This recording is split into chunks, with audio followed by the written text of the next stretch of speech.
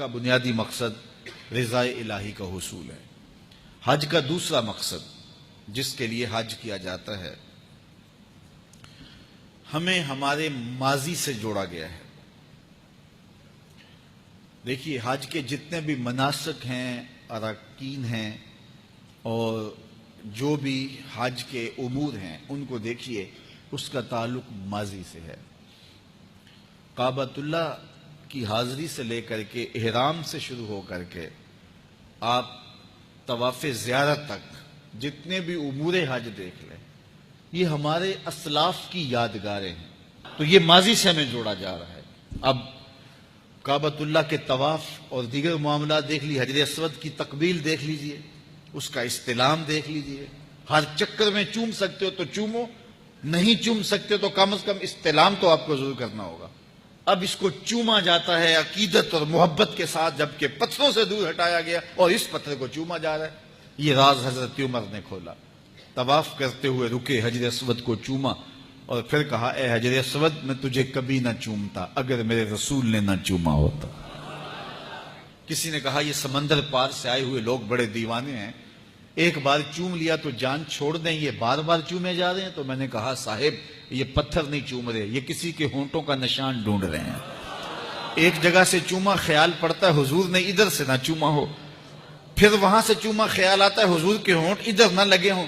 تو میں نے کہا، صاحب، یہ پتھر نہیں چوم رہے، یہ کسی کے لبوں کا لمس تلاش کر رہے ہیں، کسی کے ہونٹوں کے نشان ڈھونڈ رہے ہیں۔ اچھا، یہ بھی پتھر آگے آئیں، مقام ابراہیم پہ یہ بھی پتھر، فرمایا گیا یہ جنت کے یاقوتی پتھر ہیں اور ان کی روشنی بجھا دی گئی ہے، اور اگر ان کی روشنی باقی رہتی تو شرق سے لے کر غرب تک روشنی ہی روشنی ہوتی، اتنا اجالا تھا ان میں۔ اور یہ حجر اسود کے بارے میں روایت ہے کہ اس کو قیامت کے دن 2 ہونٹ اور زبان دی جائے گی۔ جس نے چوما قیامت کے دن رب سے اس کی بخشش کی سفارش کرے گا، اس کی شفاعت کرے گا۔ اب یہ آ گیا مقام ابراہیم، اللہ کے گھر کا طواف کر کے 7 چکر کاٹ کے اب کہا، یہاں 2 رکعتیں پڑھو۔ یا اللہ، تیرے گھر کا طواف ہو گیا، اب کسر تو کوئی نہیں رہ گئی۔ کہا، نہیں، اگر محبت کی بولی جانتے ہو تو اپنے ڈیرے سے یار کا ڈیرا اچھا لگتا ہے۔ اتنی دیر تک تمہارا طواف نہیں مانوں گا جب تک وہاں پیشانی نہیں رگڑو گے جہاں میرے یار کے قدم آئے ہیں۔ اب وہاں 2 رکعت پڑھنی ہوتی ہے یہ بھی پتھر ہے، وہ بھی پتھر۔ یہاں خلیل اللہ کے قدم لگے تو کہا، 2 رکعتیں یہاں بھی تم نے پڑھنی ہوگی، پیشانی یہاں بھی رگڑنی ہوگی۔ اب اس سے پیچھے آئیں گے تو چاہے زمزم ہے، مائے زمزم کو پینا شفا بھی ہے، دوا بھی ہے، غذا بھی ہے، بلکہ فرمایا مائے زمزم کو دیکھنا بھی عبادت ہے۔ مائے زمزم ایسا پانی ہے کہ جس نیت سے پیو وہ نیت پوری ہوگی۔ بیماری ہے شفا ہوگی، مرض ہے دور ہوگی، دکھ ہے ختم ہوگا، گناہ ہے مٹ جائیں گے۔ علم نافع کی نیت کرو، رزق واسع کی نیت کرو، صحت تندرستی کی نیت کرو۔ اب یہ پانی کون سا پانی ہے؟ جس نے ایک پیغمبر کے قدم چومے ہیں، حضرت خلیل اللہ کی ایڑیوں سے پھوٹا ہے۔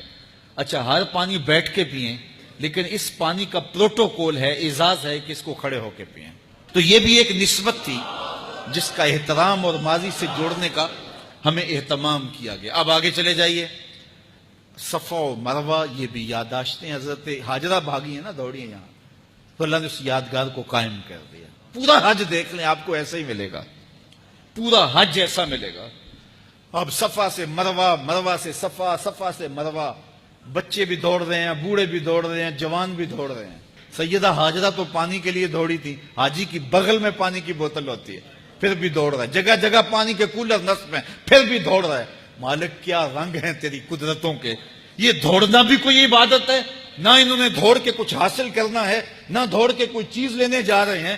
بچے بھی، بوڑھے بھی، جوان بھی، عورتیں بھی، مرد بھی، کچ کلا بھی، شہنشاہ بھی، بادشاہ بھی۔ مالک، کیا ماجرا ہے؟ یہ دوڑنا بھی کوئی عبادت ہے؟ کہا، حاجرہ، جن راہوں پہ تو دوڑی تھی، میں پروٹوکول اعزاز دیتا ہوں، قیامت تک ان راہوں پہ نبی بھی دوڑتے رہے، ولی بھی دوڑتے رہے، امام بھی دوڑتے رہے، اور ان راہوں پہ بادشاہ بھی دوڑیں گے، کج کلا بھی دوڑیں گے۔ ان گزرگاہوں کو جلوہ گاہ بنا دوں گا جہاں تیرے قدم لگے۔ اللہ اکبر، کیا رنگ ہیں!